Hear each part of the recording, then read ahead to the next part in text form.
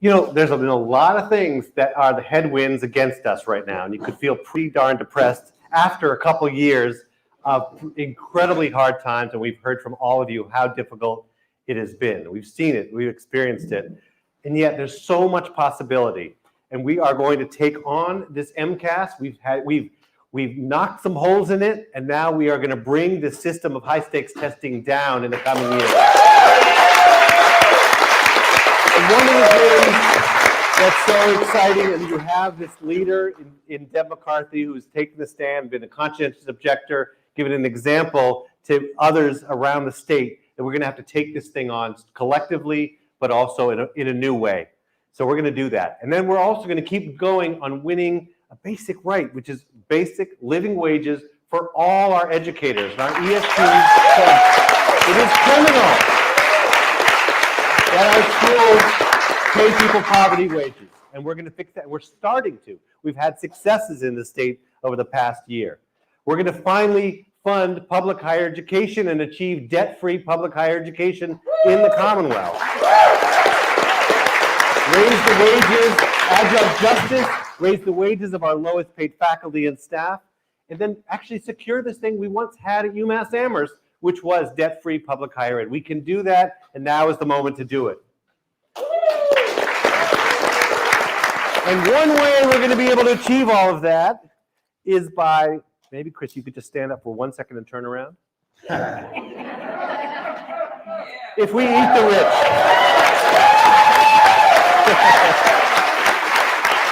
I guess you don't have to even turn around. It's on the front as well. Right, you got it on the front also. So look, we are in the middle of this fight for the Fair Share Amendment. Those, our friends here, I know about it. We are going to tax the wealthiest in the state and return some of the surplus value that's been stolen from workers in this state by taxing the people who make over $1 million a year. Let me just give you, it's going to happen. Let me say, it's 100 days from now. 100 days from now, we all get a chip in to do that, showing up, canvassing, phone banking, in your locals, at farmers markets, everywhere, so that we can beat back the millionaires and billionaires and win this. And someone asked me, it was actually Jess Winder-Schubo, president of the striking Brookline Educators Union. She said, well, how do you measure like the different, wealth of different people? So an ESP might start, an education support professional might start pay at $17,000 a year, poverty wages. That would be about, if you piled single dollar bills on the floor, it would be about here, 6 feet. I know I've been telling you I'm 6 feet, but I'm actually not. So it's like 6 feet of dollar bills if you call to get 17,000. $1 million, where the tax starts, that is 100 feet taller than the UMass library. The tallest library in the world. If you piled single dollars up to get to $1 million a year, it would be about 398 feet tall. That's 296 feet tall. Okay? And then, if you want to tax the guy who Chris Smalls has been beating back, Jeff Bezos, that is 70 miles into the sky up to the space station. So I just want to that just illustrates the stark inequality that we are living in. And that our job as workers, as union members, is to lift that up and challenge this stark inequality that we swim in, and challenge that austerity narrative. Whenever you hear someone say there's not enough money, well, you can use whatever epithet you want, whatever swear word you want, but tell them they're wrong. The problem is the money is in the hands of the wrong people who have, frankly, taken it from people who produced it. So look, let's hear from some of the workers who are taking on some of the wealthiest people and corporations in this country and the world. And you have 3 of them here. So let me just quickly give you some quick bios. First, Kyla Clay began her organizing at the Starbucks store in Alston.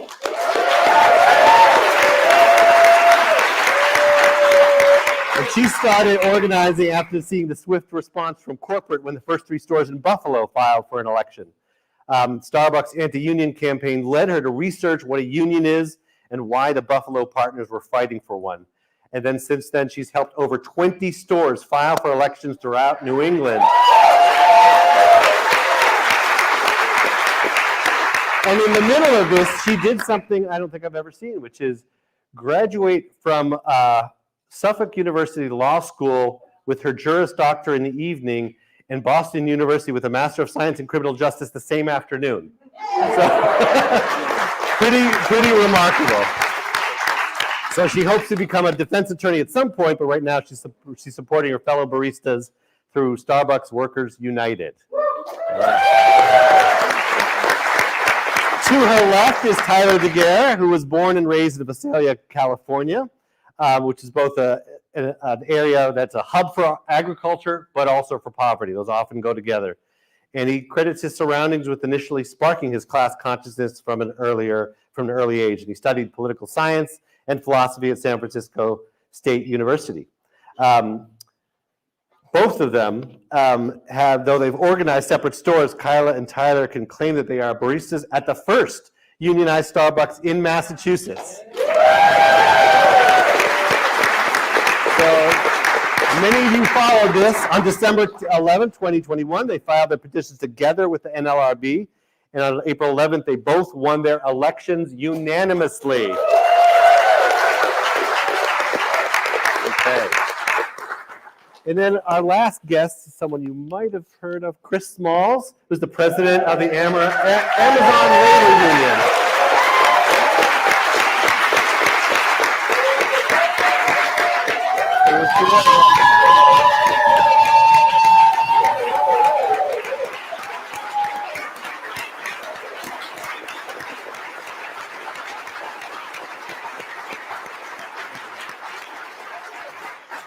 And as you know, the Amazon Labor Union is an independent, democratic, worker-led union at Amazon in Staten Island. And Chris is also the founder of the Congress of Essential Workers, a nationwide collective of essential workers and allies fighting for better working conditions.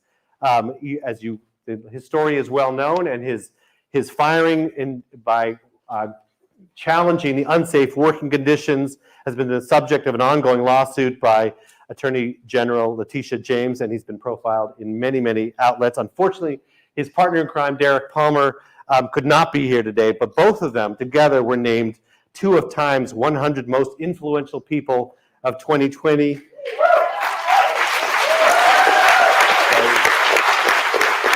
But note that they were named that even as Time refuses to negotiate a fair contract with its own workers. So I know Chris will be helping them out. All right, let's get right to it. I want to start with a few questions, but then we'll turn it over to the audience. And think of the questions that you would like to ask. So really, the three of you, we wanted to ask briefly, same question that Deb and I kind of answered. How did you get to this place? What is the role of your family, your education, your experiences growing up that found you in this place as really significant labor organizers? Anyone want to start? I guess you guys, you don't need this. You can just. Oh yeah, can you all hear us pretty well? Is everything coming through? I mean, I guess I never have any problem being heard. So, yeah. So that's a really good question. And honestly, like kind of in the bio, I'm from like an agrarian part of California, a larger city within the area, but still very like agrarian, rural, kind of where the farm workers used to organize, which is like Madera. Anyway. Growing up there, there was like a stark contrast between rich and poor. So right away, I knew something was like, just not okay in the world. But I think as I progressed, I just sort of realized that I had this desire to just figure out, hey, if there was a problem, how do we solve it? How do we fix it? So in high school, I was really involved, just helping my fellow students, student government, stuff like that. Went to college at SF State and started studying politics and was like, well, this system's terrible. What else can I study? Then I wanted to ruin my mind, so I studied philosophy. And after that, I decided I'd started a couple organizations on campus, mostly for like environmental organizing and stuff like that. But I needed there to be like a broader, like intersectional class conscious philosophy that I was studying, right? So I took a year off and I was like, hey, I've already wasted a bunch of my time. Let's go to law school. And in doing that too, I saw even more how the institutions that we're a part of are really a microcosm of the world that we live in, right? Stark inequality, bureaucratic top-down control, profiting off of students not actually caring about their well-being and success, right? So, and that radicalized me too to start a mental health and wellness organization that was trying to address material needs. So when I started working at Starbucks, I said, well, how can we do this for our fellow baristas? And then Buffalo, popped off and saw that. And I posted on Instagram, hey, does anybody else want to do this in Boston? And one of my law school friends was like, I have a friend in Buffalo who's organizing with them. And so we got connected, and that's how it worked. And then I met Kyla. Yeah. Good segue. Thank you. Yeah. Kyla, you want I guess I'll say I've always been a very vocal advocate. My mom was actually a kindergarten teacher, and she taught my class. But I remember when I was like 4 or 5 years old, I told off her boss for not staffing her properly.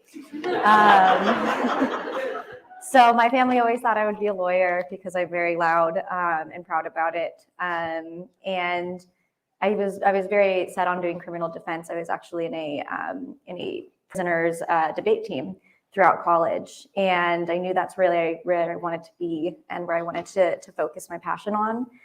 And then I got to law school, and I just learned that there's so many more injustices, including in labor law. And here I am working at Starbucks on the weekend while I'm in law school, and just realizing that there are a lot of problems that we don't seem to have control over. And then I started reading in the news something about a union, and I will be honest, I did not know what a union really was, but I knew that corporate was freaking out about it because they had sent all of these people to Buffalo essentially to scare these workers. So I started wondering, okay, why are they so afraid? What's going on? What is a union? And as soon as I learned what a union was, I was like, oh, okay, that's why they're so afraid, because it's going to change the power in their workplace. And it wasn't soon after that I reached out to Workers United and started organizing. And then I met Tyler, and then I met Chris one day too. So just one thing led after the other. And now we've really created a really robust region with a bunch more stores in Massachusetts that have joined us since. That's so great.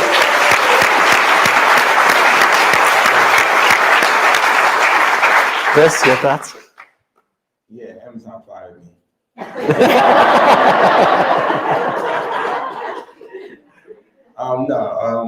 As a kid growing up, I watched my mother work 2 jobs, go to school. So I naturally became the leader of the household at a young age, and that transitioned into me being as independent as I was, just grown up as a young adult, and I became really good in sports. So I love basketball as a hobby, love football. I ran track, and I also as a hobby created music. I was a rapper at one time and independent artist. So being an independent artist, you're an organizer because you have to bring people together. So I brought people to these venues every weekend, and it was hard, especially back then. We didn't have social media the way we have it now. We didn't have Instagram. So it's a lot of word of mouth conversations, face-to-face conversations. So that developed me into, being a people's person. Never had stage fright, and, always wanted to be a center of attention. I love that, and as you can tell,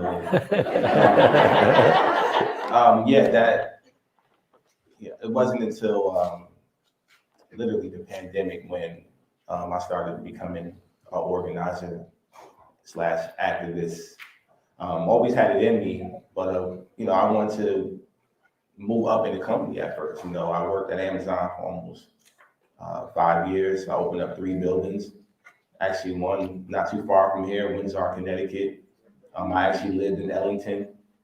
Yes, for a year I lived in Connecticut, and when before the pandemic, I applied to be a manager 50 times and was only interviewed twice. So I was already done with the company before that. So when the pandemic hit, obviously, watching my coworkers and colleagues come to work or not come to work because they were sick or they were afraid because there were no PPE, no cleaning supplies for us, no real guidance.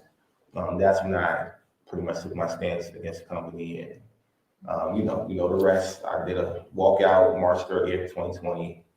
And then 2 hours after that, I was fired.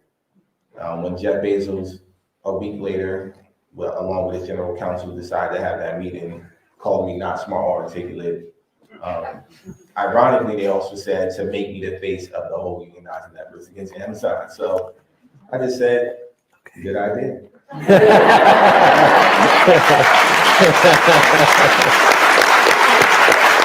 Yeah, they're regretting that decision, that little strategy.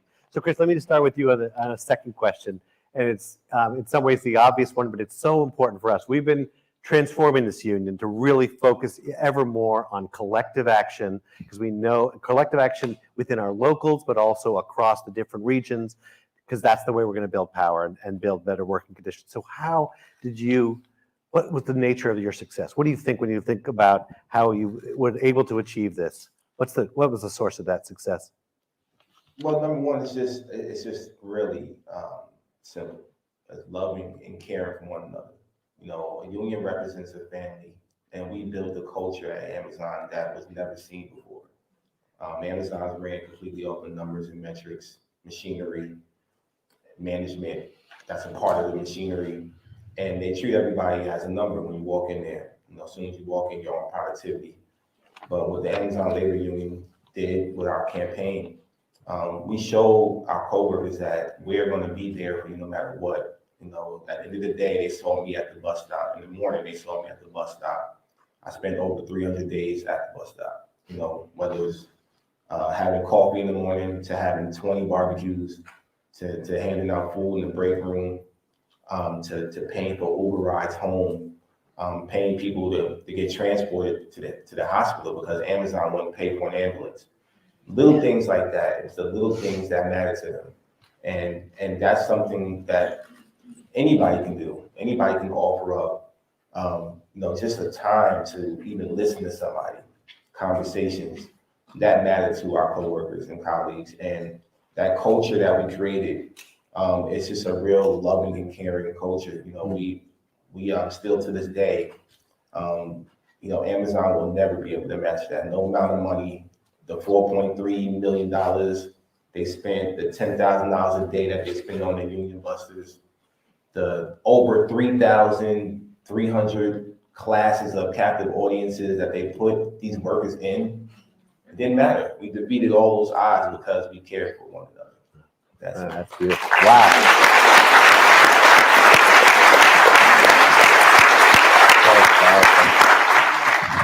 Callie, your thoughts?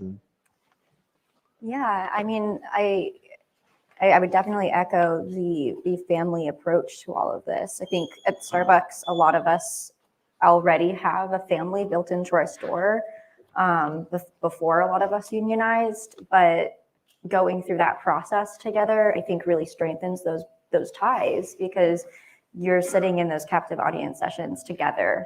You're being gaslit by your district manager and your regional VP together. And I think that makes us so much stronger. I also think that we've become very desensitized to our working conditions. And I think we've also become very detached to our labor history. And so it's easy for us to forget that it was a long time ago that we won the 8-hour workday. And it was a long time ago that, you know, we had abolished child labor in the way that we had. But at the same time, nothing's changed since then. You know, we've remained stagnant. We still continue these 8-hour workdays. We shouldn't have stopped there. We have to keep going. The NLRA, like people have said, is not the end. It's really, that was just a compromise.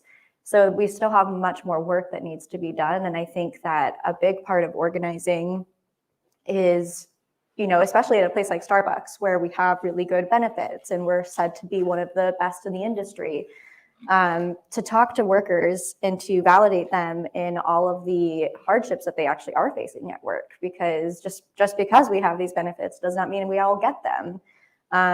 Just because we, you know, appear to be this very progressive company does not mean that we don't have racism and homophobia in our workplace. So I think really like listening to people, giving them a space to talk about that, and in a way, agitating them, reminding them that this is an issue and it's an issue that we can change. I think that's really key to bringing us to collective action. Thanks. And Tyler, Yeah, what do you think? The nature of your success. Yeah. Wonderful. Could you restate the question? Yeah. How do you, for so long, people thought this was impossible. Right. It's Amazon, Starbucks, and yet now you help make it happen in Massachusetts. So what was the source of your success, you think? Right. Yeah. That's I obviously I have to re-up what Chris and Kyla said about family, of course, and community. But I think it's also it's the domino effect of, and this is what I think your role in here as teachers is so important and inspiring. It's the domino effect. Once you see that someone somewhere is standing up against this, it radicalizes you. It shows you, oh, right, we need to be doing something about this. This isn't right. But it really just takes, it takes our Buffalo, it takes a Staten Island to really go, oh, we should be doing this too. And that's the beauty of it. The thing is, we can't keep it contained. We have to be mobilizing and taking bold actions to continue this forward. We need to keep the momentum growing. So I think that it's not only community that wouldn't exist if not for, a bunch of different people saying, this is enough, we're going to stand up. So inspiration is a huge part of this, and community is how we foster that growth and expand it, I think. But I think that's what really motivated our movement out in Massachusetts. And I know being inspired by Amazon and being inspired by just a bunch of people coming up, coming together to say screw this system, is really, really inspiring. So I think that's my answer too, is just seeing what's around me. Yeah. Awesome. Great. Thank you. All right, well, let me ask one last question, then we'll open up to the crowd. We'll go start with you, Tyler. So I mentioned at the beginning, this campaign we're in the middle of, again, 100 days away from trying to extract $2 billion from the wealthiest every single year. So we put a ton of effort into that, and frankly, I think one of the goals is not just to win it in Massachusetts, but start a domino effect and inspire people in other places to start taxing their own wealthy people. So how do you see your organizing efforts, Starbucks and Amazon, as part of that larger battle against gross wealth inequality in this country?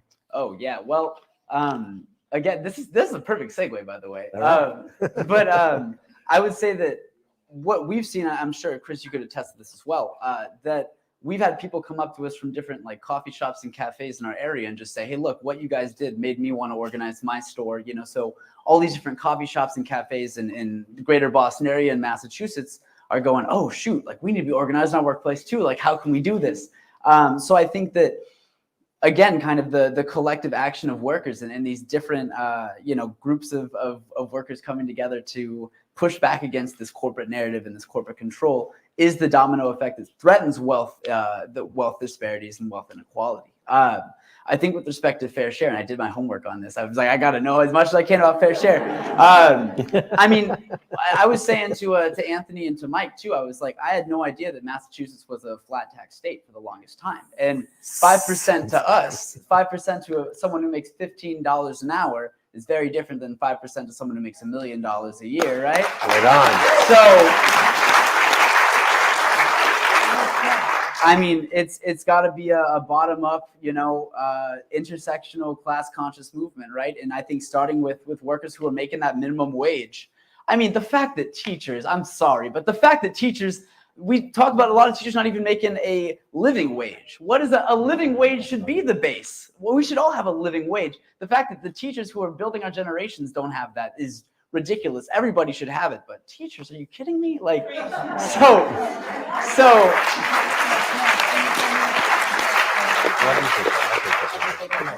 Educators, not just teachers. Yes, right. Gotta be clear on that. Thank you, Kyla. Yeah. But to that extent, I think it starts with us in this room, right? It starts with us. We are the threat to wealth inequality. We are the threat to the 1%. And the Fair Share Amendment, absolutely, that is going to be the thing that sends a domino effect across the country, just like Starbucks and Amazon had a domino effect across, the worker movement across the country. Right on. So, yeah, right on. Yeah, good to be here. Kylie, your thoughts? Yeah, I mean, I think I definitely would echo what Tyler said. I think that all of our fights are interconnected, and I think the biggest thing is that we acknowledge that and work together. We've seen so many folks show up on our picket lines this week over at 874 Commonwealth Avenue. They're on day 14 of their strike, and it's been thanks to this community. I mean, I'm sure there are people in this room right now who have showed up on the picket line and who have helped us staff it so it's like we keep it alive at 2 a.m. And that's because of our community. And I think that, you know, the support we're getting from y'all, just know that that is something that we want to reciprocate, and we want to support you all too. And that's something that I think we have to continue to cultivate, is that solidarity in the movement, because there's nothing scarier to these CEOs than when we all come together. You know, it's a little scary to think of them all in one room, but it's way scarier to think of all of us in one room.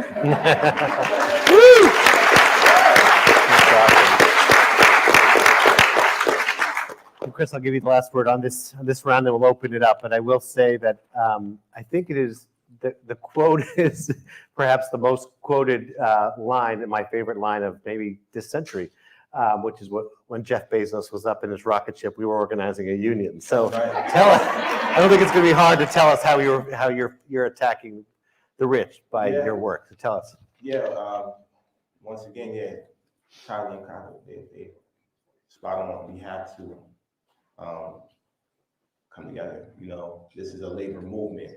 You can't have one foot in and one foot out. It's either you're all the way in or you out. There's no in between. So, you know, when one person moves or one union moves, we have to support that action. And, you know, you guys are going to be the catalyst for something that's going to take place across the nation. It's only right that, you know, we get on board with that, especially as the younger generation. You know, we are inspiring that movement as well. And we want to make sure that the message is the same. You know, the real vital key is the educators. You know, I didn't have anybody teaching me about labor, the real labor history growing up. Because I would have said, shoot, I could be as cool as a rapper, as an organizer. I'd have been did this. So, you know, it starts with our educators. You guys are talking to our children every day. I have 10-year-olds, you know, teach them the real history of labor in this country. Teach them what they're up against. Young, start them young.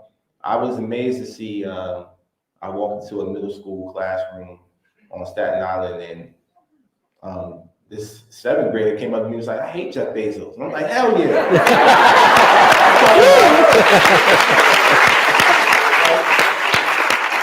That's the next president right there. So, yeah, you know, that's where we at right now. We're at a window of opportunity where, you know, we have to, if possible, we have to withhold our labor. You know, this country is overdue for that. I'll tell you that, you know, gun violence, women's rights, war, you name it. The list goes on and on. Social injustice, environmental, labor, all of these things that are unresolved, and we're talking about 2024. You know, they want us to get ready to vote. That's all they're going to preach now. Get out and vote. Vote for who? And vote for what? So it's a point in time where we have to, as labor, we have to make a conscious decision on what are we going to do in this country. Are we going to continue to get what we don't deserve, or are we going to withhold our labor and get what we rightfully deserve? Right on. That's where we are.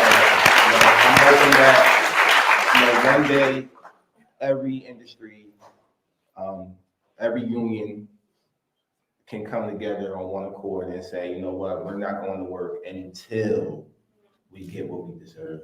And that is a better quality of life. Period. Right on, right on. Yeah. Let's get people's questions. No doubt you all have lots of questions. So, Deb, you want to grab it, or who has a question?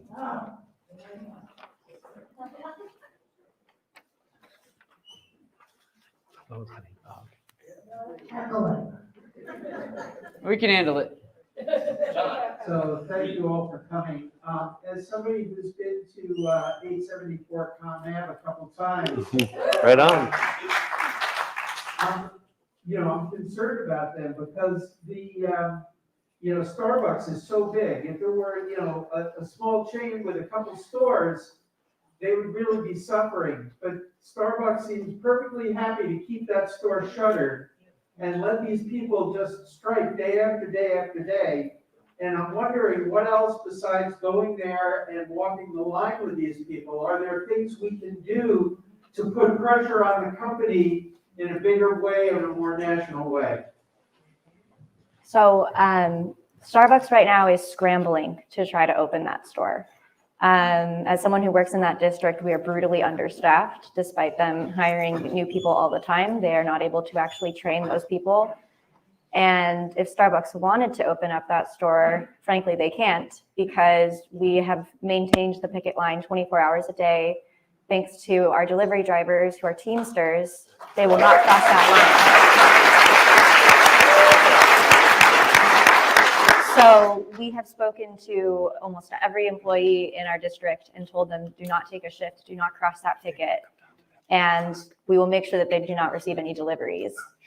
Although it's true that we have a lot more power in numbers. So I will give a little sneak preview that there is a lot of action taking place tomorrow, August 1st, which is the day that Starbucks will be rolling out a series of new benefits and excluding the unionized and organizing partners from these benefits. Oh, I like that hiss. That's good.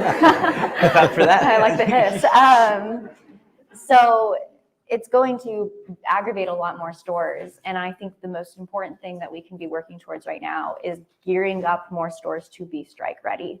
Because ultimately, the only way we're going to win a contract and the only way we're going to stronghold Starbucks into giving us what we want and respecting our rights to organize is if more and more stores are willing and ready to withhold labor, and if we have people who are willing to withhold their money as well. So I think the best ways that you can help right now with these striking workers, one is by donating to their strike fund. And you can do that if you check out our Twitter at BostonSBWU, because we do anticipate that they'll be on the picket line for a long time. But they're willing to stand their ground, which I think is incredibly commendable and something that we all need to continue rallying around and supporting them with. We also need volunteers on the picket line 24 hours a day. We have our sign up on our Twitter account as well. And then also helping us speak to other stores. As I said earlier, we're very desensitized and very detached to our working conditions and our working history. Listen to the partners, ask them about their day, ask them about, are you short-staffed today?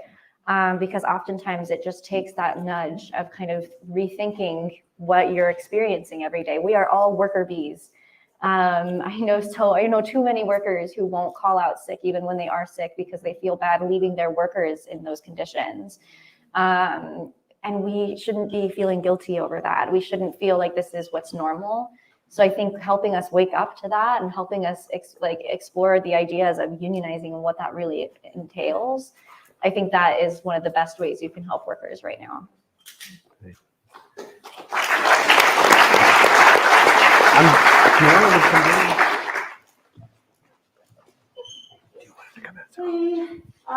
So hearing you talk about being worker bees, educators also love to work and not call out sick and not use sick days, etc.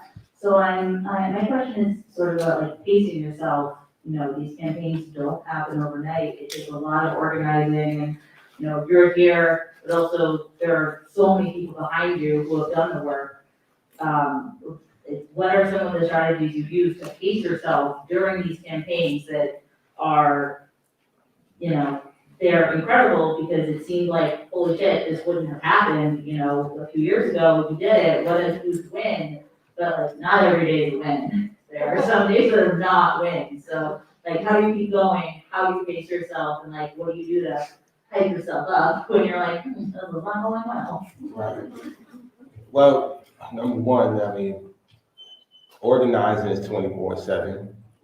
So whether we home or not, we're still in the fight, you know, and we all, you know, I always remind my organizers that it's a marathon, it's not a sprint. You know, you're gonna have days where, you know, we get one signature. You know, we had those days. We had 0 signatures. Nobody talked to us. And then we had days where we had over 200. You never know. But the bottom line is that you're there. Availability is pretty much the best accountability. It's that you're there no matter what. You know, I had workers that walk past me for 2 or 3 months. Won't even take a pamphlet. But I was there that one time that manager came and got on their ass. And I was like, I'm right here with the union card. So just having their back, just making sure that your presence is there, the shoulder to lean on, the shoulder to cry on.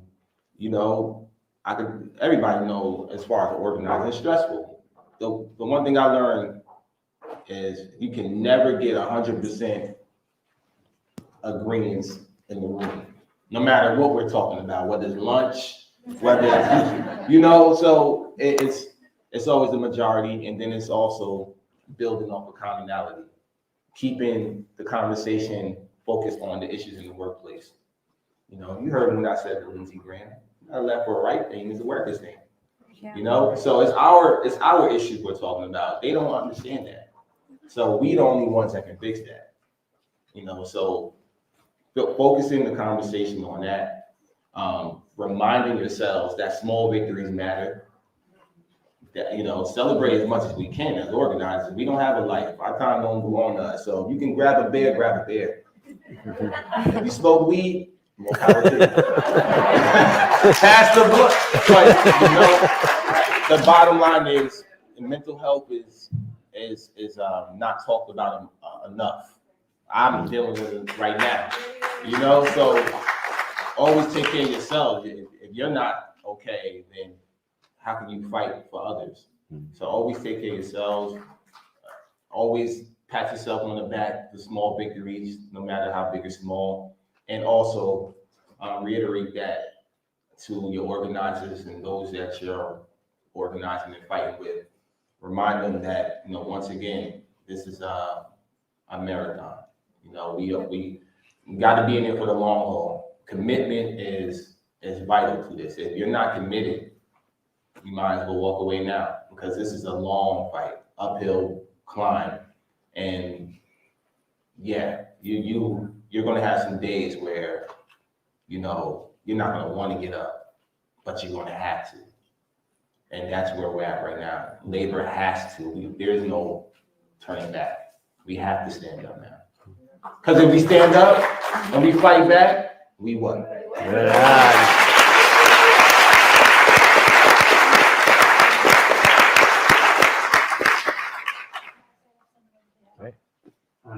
Patrick, not with MTA, we know all the workers, we represent the grad workers here and the undergrads. Yeah. My coworkers and the other leaders got to see some folks that labor notes are great. That was several years ago, but able to be here. Is there anyone here from Trader Joe's in the room?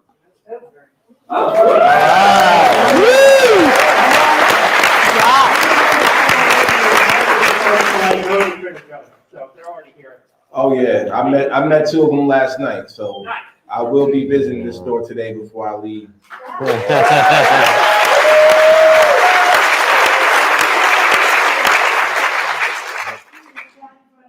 Oh yeah, we got time. Oh, yeah, okay. We got time. So, we really appreciate so much energy with these new unions who are really putting lifeblood into the labor movement by starting unions where there haven't been any.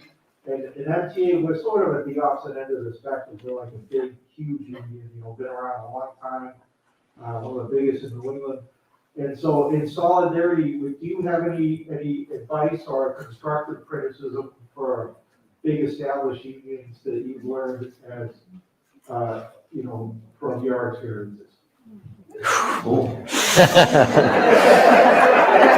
Don't worry, we can take comradely criticism. Go for it. Who wants to start? I'll start real quick. For established unions, well, Amazon hasn't been unionized for over 28 years, from the beginning.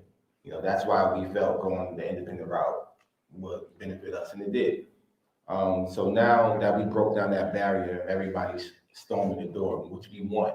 We want that to happen, but it has to be done the right way. A lot of people are gravitating to the culture with the ALU. Same thing with Starbucks. So for established unions, the best thing you can do is really allow us to blossom. You got to get out the way. Some of y'all. But there's some established unions, I ain't gonna name them because I met a lot of them. But there's some of them that they feel like they can do exactly what we did. It doesn't work that way.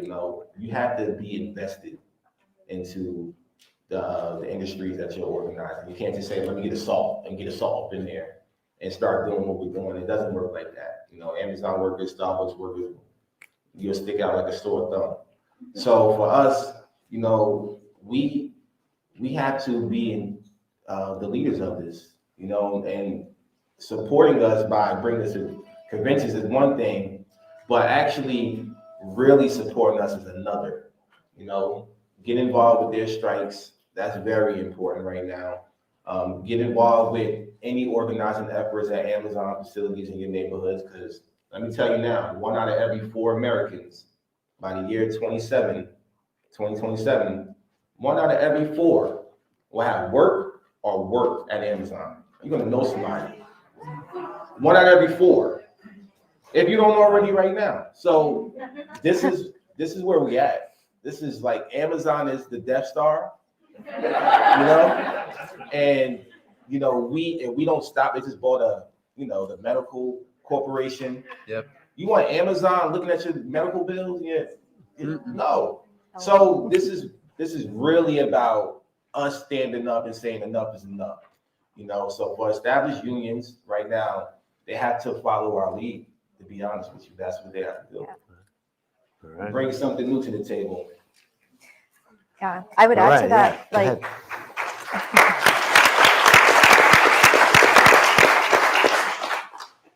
So much of this organizing right now is very intuitive, but I'm also told it's not very much the norm. It's not traditional organizing, and I don't have any background in experience or experience in organizing other than my own coffee shop and my coworkers' coffee shops, and I think that's a huge asset. Actually, I think it's really great that in a way we don't always know that something we're doing is a big deal. I had no idea what it meant to unionize Starbucks when I brought that little envelope to the NLRB that day. I had no idea that it was unheard of to have that many stores file and win in the time period that we did. I have a good friend of mine who's organizing her store over in Seattle, and when her store went on strike, they had yet to become a union, and she had no idea that you don't normally do that. And I'm serious. It's a very good thing that we don't know this, because we're not being held back by these old notions of how to organize. Instead, we're following our worker intuition, and that's going to be the reason we win. So I think when it comes to these older, union institutions, these larger institutions, the most important thing is to let the workers call the shots. Do it on their dime, do it on their time, but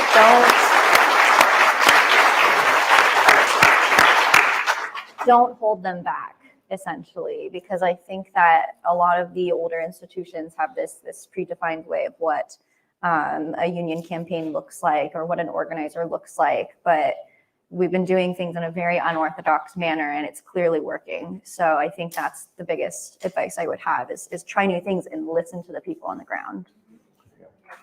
Great. Al, you want to add anything?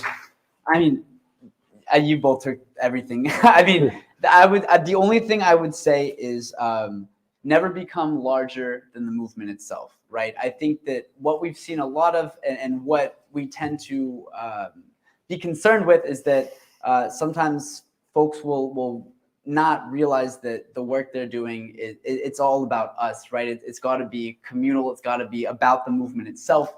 Sometimes people, get one interview, you do this, you do that, little big for your britches, right? And so sometimes what can happen is, especially within grassroots movements, people will become more fixated on platforming themselves or on elevating themselves rather than truly sticking with the important tenets of the movement.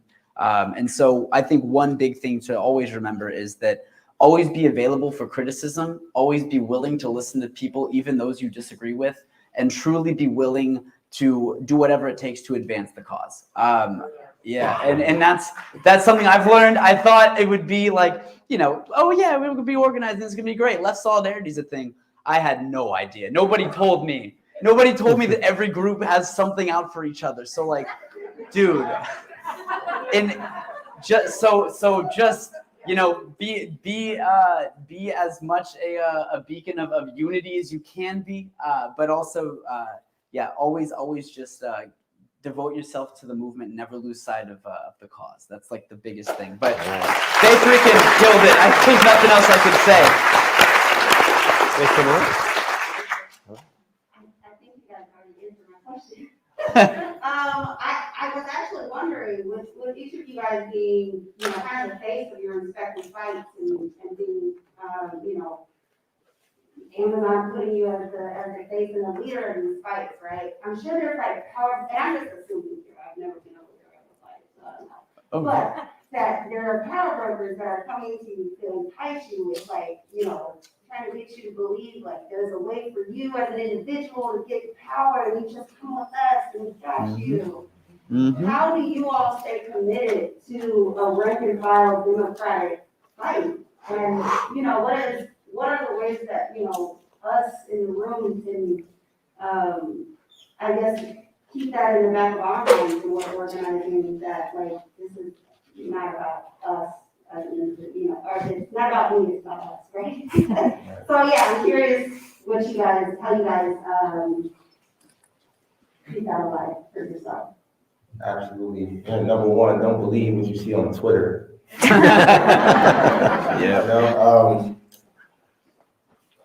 I wouldn't have gotten here if it wasn't for my coworkers, my former coworkers and colleagues, so I can never, ever take that for granted. I didn't do this alone, and the people I organized with, they know that through and through. They know that, they call me up, no matter if it's 1, 2, 3, 4, 5 o'clock in the morning.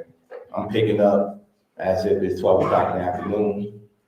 They know that I'm gonna be there for them. Vice versa, I know they'll give me their clothes up their back, and I will do the same. And as far as the broader picture, people want to say this and that about whatever platforms myself or they may get on, and I would just say, well, it's actually a good thing that we're getting to spaces with labor that we never reached before. Who the hell would have thought that I would end up on, 60 Minutes or Dr. Phil or Tucker Carlson or even going to the White House, I'm like, did y'all really do a background check? I mean, just saying, I was outside with the guillotine last year, but just saying, there's a video out there with about 11 million views, but just saying, but getting to these spaces is now reaching a broader crowd, or you can say a population that just really, when you talk about labor, it just doesn't get talked about. We don't make the New York Times front page often. So of course we got to amplify that. The ALU is everybody. Everybody in the labor movement, vice versa, with Starbucks, we're all the same. And that's the beauty of it. We're talking about labor at the end of the day. It doesn't matter what industry. And as long as we can expand off of that, we're going to reach populations and spaces that we never reached before. And I know a lot of people don't like that. It's like, oh, well, the media, they're not our allies. They're not, they write a bunch of, non-facts and allegations and this, that, and the third. At the same time, I can tell you now, as an Amazon worker, I work 10 to 12 hours a day. My commute was 2.5, 3 hours each way. I didn't come home and watch CNN. I didn't come home and watch Democracy Now! I didn't come home and watch whatever left show or podcast. I didn't do any of that. I went to bed and I rinse repeated. But I do have a favorite podcast, and maybe it was The Breakfast Club. Well, guess what? I was on there. So maybe some people watch Joe Rogan. I'm not a fan of him, but a lot of Amazon workers watch him. But if we get on conversation on there now, we're reaching them workers as well. So it's always about the message. Doesn't matter what platform, it's about the message. And like Tyler said, never losing sight of where you came from. I was that as a supervisor at Amazon. I never, one of my literal feedbacks was, we can't promote Chris because he'll side too much with the workers. And I said, hell yeah, I would. So, take care of yourself. Never forget where you came from. We all started, from our communities, and these corporations reap all of our communities, and we have to get our fair share back. Yeah. Take it back. Fair share, I like that. Yeah. I would also add too, any interview, any discussion I have with anybody, my green apron is always on, whether you see it or not. I don't lose sight of the fact that it's Starbucks. It's these Starbucks workers that we're fighting for. It's workers everywhere that we're fighting for. And like Chris said, by being a part of these conversations, the media is not always our friend, right? But by being in these conversations and by having a platform, we can reach so many more workers and we can inspire so many more. Like the Chipotle workers that just unionized in Maine, I was tweeting with them. We were messaging to find ways to support them because of their closure.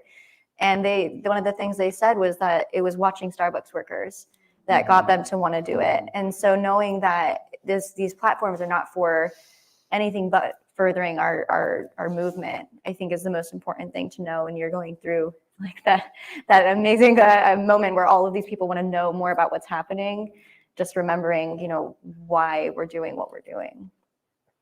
Yeah.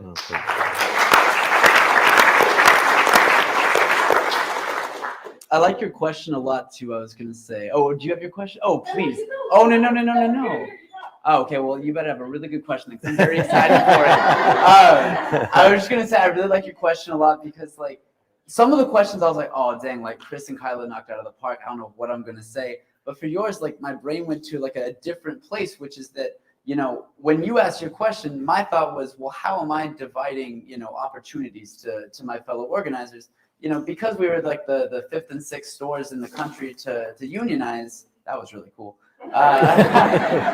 Because we were the fifth and sixth stores in the country to unionize, we were privy to the national happenings a lot faster than people who were 30th, 50th, 100th, right? So as we're doing that, it just looks like we're consolidating a lot of the information and context because we were with it from the jump, right? So we always have to be asking ourselves, how are we creating opportunities for other people to be involved? And I think one of the biggest helps was engaging our other partners who are organizing in the area and say, look, what is your skill set? What do you love? Are you a big media person? Are you artistic? What sort of things are you really good at that we can platform for you? And then when an opportunity arises, you take the lead on it, and then boom, now you're talking about it. Now you're taking you're the platform for it. So learning to step back and create opportunities for others, I think, is huge. But that's where my brain went. And so thank you for that very much. But please, I'm so excited for your question now.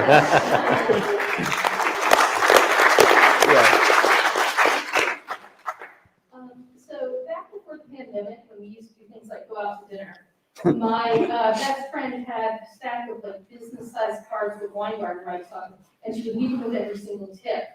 And I was thinking back to this, and I was like, I want something like that to leave the Starbucks drive-through, when I hand over my payment.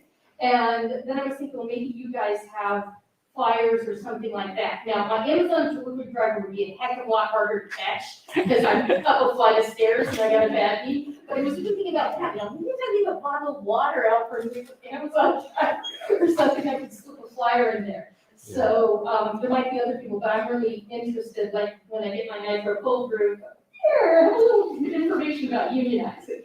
Yeah. Absolutely, everything counts, we definitely had, customers say, what if we stick like pro-union stickers on the packages? Like, hell yeah, do it. We encourage all of that, also canceling your prime, As educators, we was talking about this, right, about the school supplies. I know there's a lot of partnerships with Amazon gift cards and things like that. Well, that's a start. As educators, if the school will say, oh, we're gonna go through Amazon, say, no, we're not this year. We can't do it. Same thing with Starbucks, order your drinks Union Strong. That's a start. A lot of the stores won't even say the name out publicly now. So call that out. Say, no, I didn't hear you. So it's little things like that that'll motivate and encourage other baristas and Amazon workers to get involved. And anyone here, if you would like, we have a whole bunch of little business cards with our contact information and a little QR code. So if you email us at greaterbostonsbw@gmail.com, I will mail you some buttons and some business cards. Yeah. Oh, good call. Can we do that? Oh, yeah. The email on the screen, you're saying? Yeah. Oh, is it up there? I don't know anything about tech, so I can't help you, but I wanna heard tell what us you the said. Yeah. I could write it down for you. Okay. if you'd like. Yeah. Yeah, we can just get a pen, The- like, the write app. it down. The app. And we can put it on the, let's see a pen. Sweet. Where's the reception? And talk about the big Oh, like Flagstone Terrace, right out there. which is, we're all consumers, right? And we've all like ordered things from Amazon, and we've all gone through line at Starbucks, and I'm just really torn with what's the best way to help as a consumer? Like, is a boycott the right thing to do? Like, how do we help you guys? Realizing that because of convenience, we all use Amazon and we all use Starbucks. And so I don't know, how do we help when we're on the other end buying a product? I got a question for you. What were you doing 10 years ago? I'm sorry, what was What was you shopping at 10 years ago? Where did I shop? I shop at the mall, all the malls that, or the stores I used to go to. Why? Why are they closed? Found a better technological way to make it comfortable. Is it comfortable or is it just a luxury for us? One click buy. Nobody thinks about how the package gets to the doorstep. That's the problem. So for us, it's a luxury to have that opportunity to have the package delivered the same day, the next day. But we don't realize the damage that we're doing to our own communities. You go back to your own Main Street. Where's your Main Street? It looks like new apartment buildings. So it's just, that's the damage that you're doing every time. So for us, I could say boycott. I can't really say it, but yeah, of course, that's an easy thing for me to call, but is people really going to follow that lead? No. So as educators, the revolution starts with ourselves. I know it's a drug you got to wean yourself off of, but there's other, let me tell you, I worked at Amazon and I never bought, I don't even like this stuff. I don't know what the obsession is. I really don't, but I've been just fine. So it's not that hard. We just got to take the initiative to do it and realizing, it starts with our household, our family members, like we got to get them too. And I have family members that still shop on Amazon. They know what I'm doing. They're like, we love you, we support. I'm like, really? But I'm starting to get to them one by one. It may take it some more time, but having these conversations in our household, our neighbors, anywhere you go, it's easy to have a conversation of why we shouldn't support either one of these companies until they do better by their workers. The goal is not to shut Amazon down. yes, it does provide good things and job opportunities, but the thing that we're trying to do is make them a better company. And the way we do that is, Amazon is customer obsessed. But once they start hearing that their customers are supporting workers, they'll change. And we'll hopefully get them to come to the table. Thank you. You guys want to respond to that? Or? Yeah, I think for Starbucks workers, I think it's important to know that there's some Starbucks stores that will vary on opinion as to whether you should continue shopping at their store or not. But to what Chris said too, I mean, support your local coffee shops as well. Support those local workers and make it known to Starbucks that you don't support their union busting efforts, especially at stores where it's particularly rough. Those unionized stores are, constantly dealing with another union busting tactic being thrown at them. I would recommend, going to that Starbucks store, and instead of going there as your regular shopping experience, buy a $2 drip coffee and bring cash tips for your unionized baristas. Beginning tomorrow, a whole bunch of stores are going to finally have access to credit card tips, which is something our union has advocated for since day one, but union members won't have access to credit card tips. So show Starbucks that you don't support them by supporting the workers directly, because right now they're very clearly not supporting us. I also want to say, and we've been very fortunate to have very supportive educators in our area. So my store is 277 Harvard Street in Brookline, Mass. So the Brookline Educators Union been on the picket line a lot for us.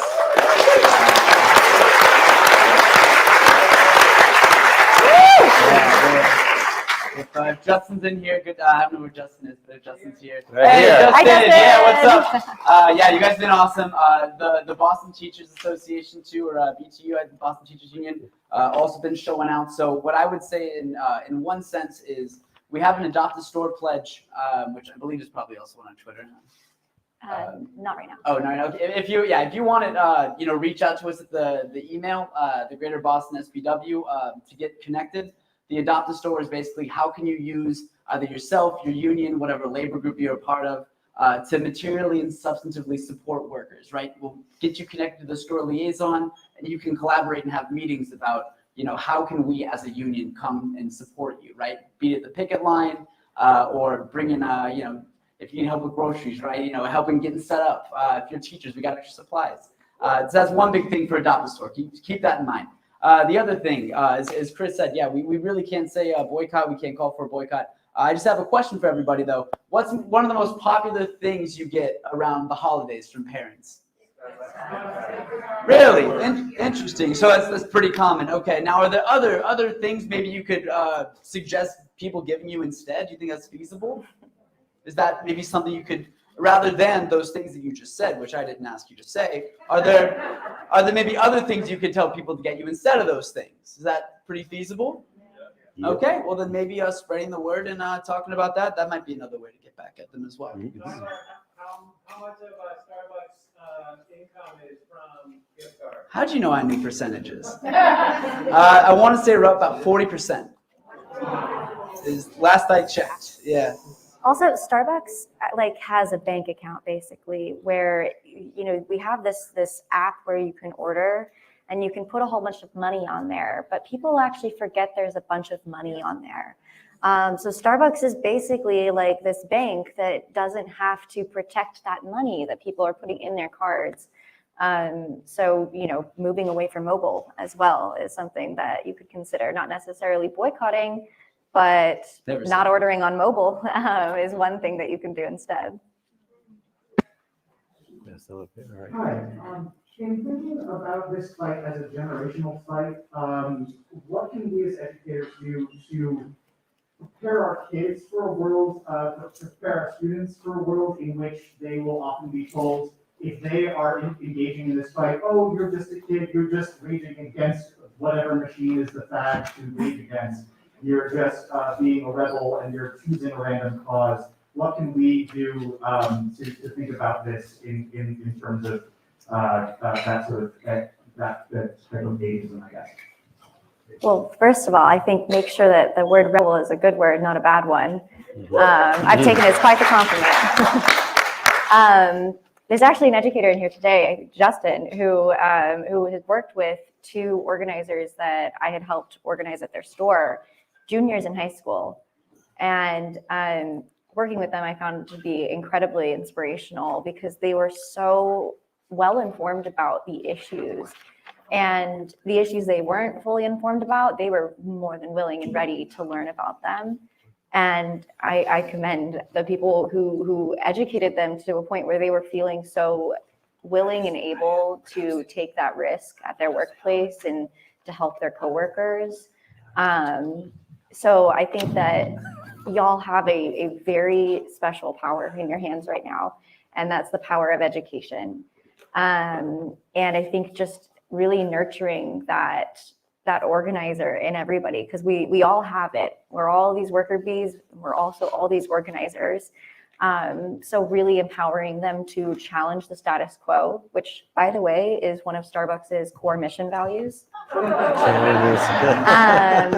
Encourage them to challenge the status quo and to take risks and to advocate always for what they believe in. And like Chris said, teach them about the labor movement, teach them about that history. I had no freaking clue what a union was until I was 24 years old with already almost a Juris Doctorate. That's a problem. Yeah. It shouldn't take that level of higher ed or that degree of seeing something in the news for me to realize what a union is. That's something I should have known in 10th grade or earlier. So really starting to reflect on lesson plans and how are we incorporating labor into everything. I wasn't really good at science, but I'm sure there's a way we can incorporate labor into science too. And just incorporating that so that way they're exposed to it early and often.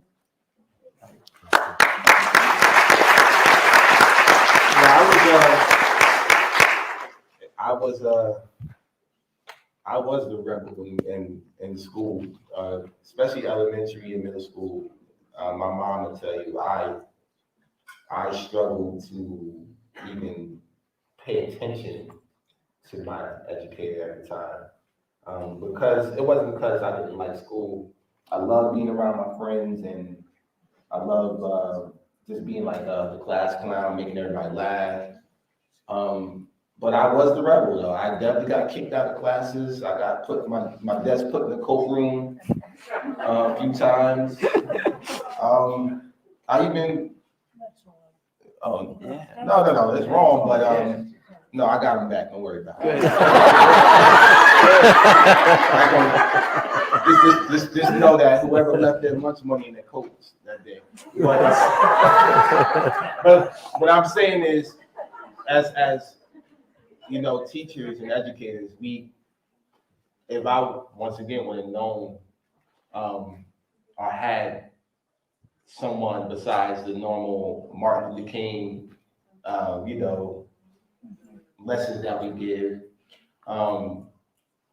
we would be a lot further along, when it comes to labor in this country. If we can teach our kids, integrate it into school lessons and classrooms. And we don't, the plans that we have, they point at the American dream. You're either a superstar, celebrity, an athlete, or you work hard, you get married, and you buy a house. Like that's what we're being sold as children, and we're not living that. That's not the reality of it. So to be honest, besides telling the truth, it really is a vital key to have educators really point to campaigns like ours that we can refer all to for children to look up to. We're inspiring the youth.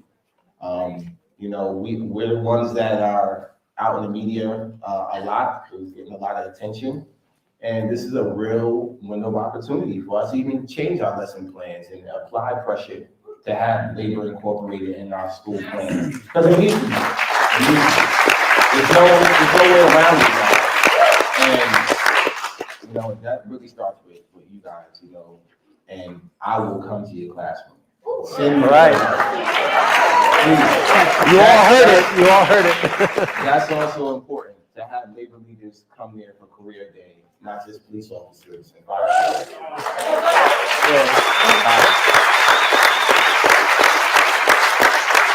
So I think we have time for one more. Indeed. Yeah. I have to say, as someone who teaches history, I'm really pleased to hear about all this talk and enthusiasm about more labor history education.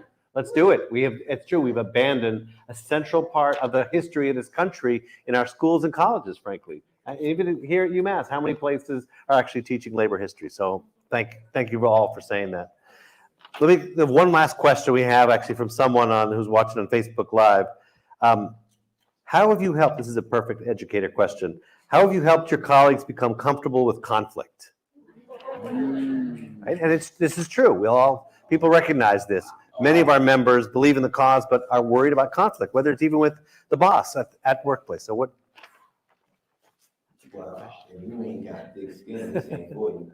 You know? Yeah. And honestly, it sucks to put it that, blunt, but it's really bad, as an organizer, and organizer with my core, we debate / argue and fight, but we love each other. We're a real family, brothers and sisters fight. I heard this from another union president.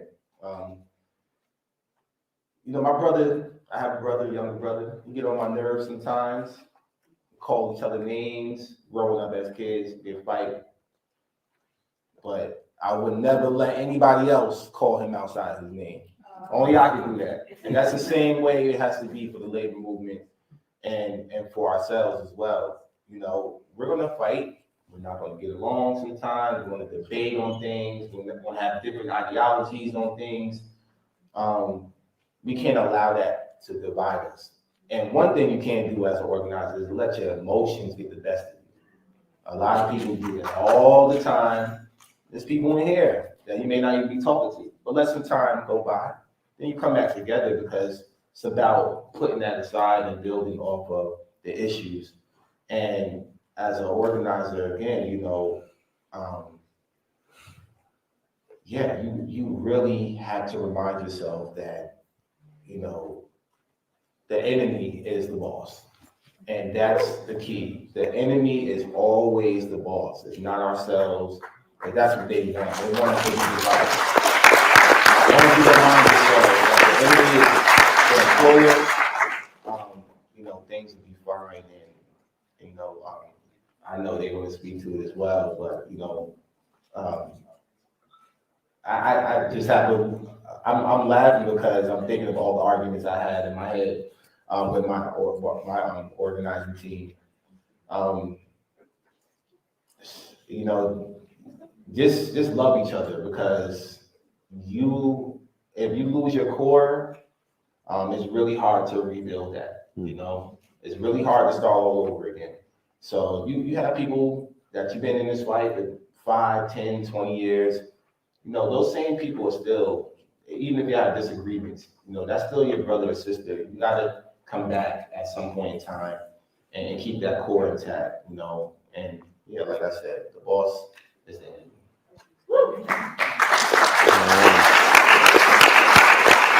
Do you have thoughts on that? What did you say? Do you have thoughts on this question? Oh yeah, I mean, I don't want to interrupt you. Is there anything you Either want to way. say about it? Or both? I think that the most important thing to begin with is becoming comfortable with conflict yourself. And I think that's something we're always working on. And no one here is going to be perfect at that, but becoming comfortable with the fact that it will exist. And in some ways, it's actually very important, and it's very good to have conflict. Because odds are, if you're in a room where everyone's agreeing, there's probably some people who are not agreeing with you.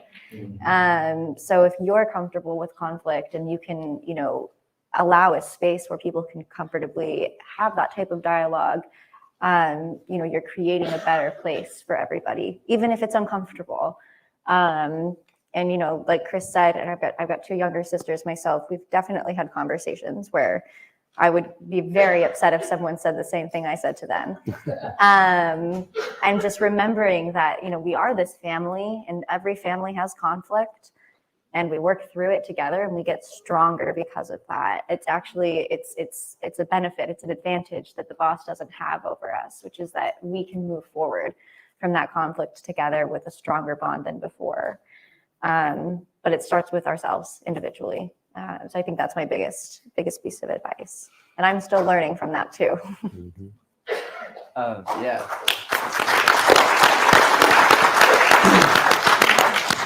So I was saying earlier to the person who asked the question about power consolidation, I was like, wow, every question before this, Chris and Kyla hit the nail on the head, and I had really very little to add until their question, which gave me some, different stuff to say. But like this one, for example, right? So I was thinking in my head once the question was asked, I was like, okay, we have, remember, like, focus on what the issue is that brings us together. Focus on the real issues. And Chris said, yeah, the boss, the enemy. I was like, all right, check that box off.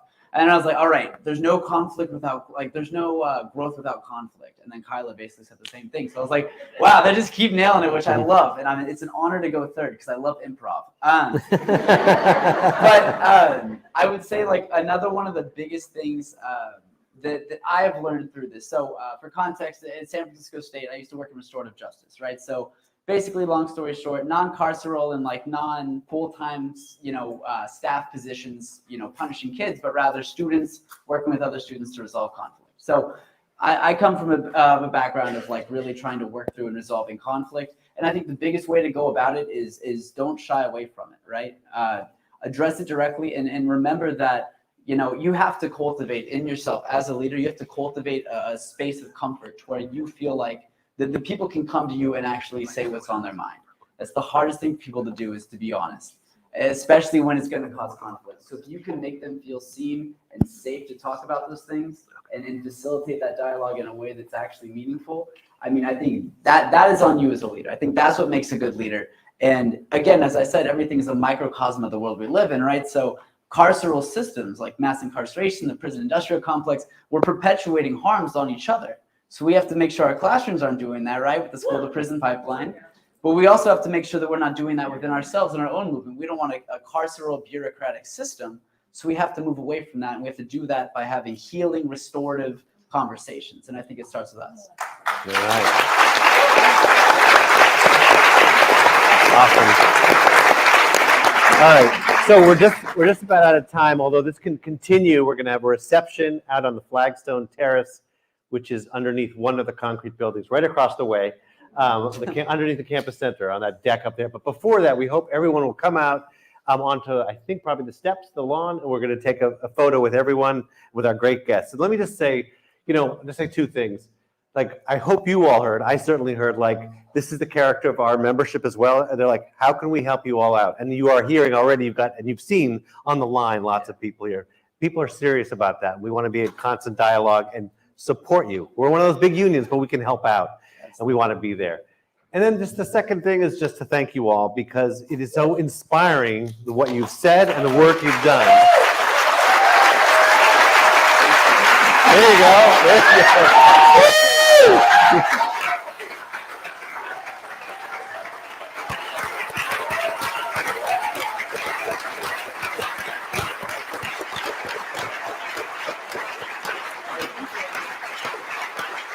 If we don't get it, shut it down. If we don't get it, shut it down. If we don't get it, shut it down. If we don't get it, shut it down. We don't get it, shut it down. One more time, we don't get it, shut it down. Let me hear y'all. We don't get it, shut it down. Out to the people.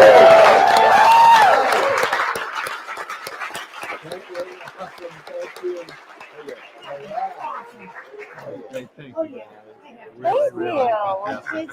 Very, very.